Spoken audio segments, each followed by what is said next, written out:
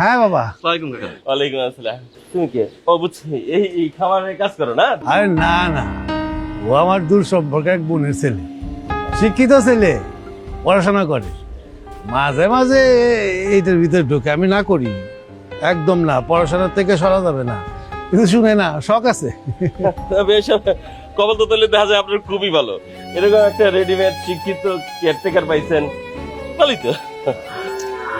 আরে না, কেয়ারটেকার না, ও আমার বাড়িতে থাকে, বাড়ির দেখাশোনা করে, ছেলের মতো আমার।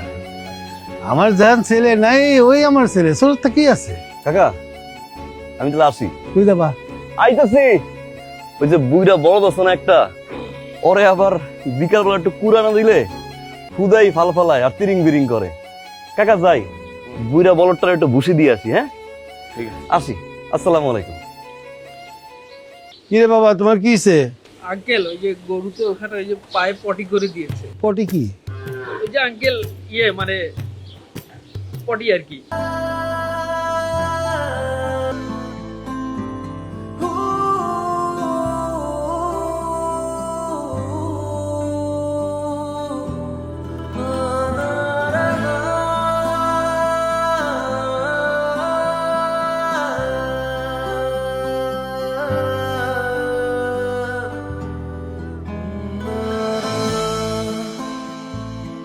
ডাকলা যে?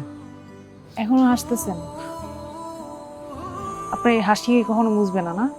বিল্ডিং থেকে নামায় গরুর গোয়ালের পাশে একটা ঘরে রাখছে আপনাকে, তারপরে হাসতে পারতেছেন? আমার যারা শ্বশুরবাড়ির লোকজন হবে, তা আপনাকে এত ভাবে অপমান অপদস্থ করলো, তারপরে তখন আপনি হাসি মুখে সহ্য করছেন সবকিছু? কার জন্য করতেছেন এগুলা? আমি জানি না মনে করছেন আমি বুঝি না? এখনো স্বীকার করবেন না আপনি? বাসেন না ভালো আপনি আমাকে? বাসেন না? আর কাছে আইব না। কাকা যদি দেখতে পারে এবার গরুর লগে থাকতে দিব। দূর, ভালোবাসাবাসি কিছু না। কাকা যেন আমার খুব ভালোবাসে। একটা বিষয় বুঝো, সে যদি আমার ভালো না বাসতো তাহলে কি আমার বাড়ির ভিতর রাখতো, সোজা গেট দিয়ে বের করে দিত। আর আমি এটাও জানি যে তোমার বিয়ে হয়ে গেলে কাকা আবার বিল্ডিং উঠাই দেবে, সমস্যা নাই।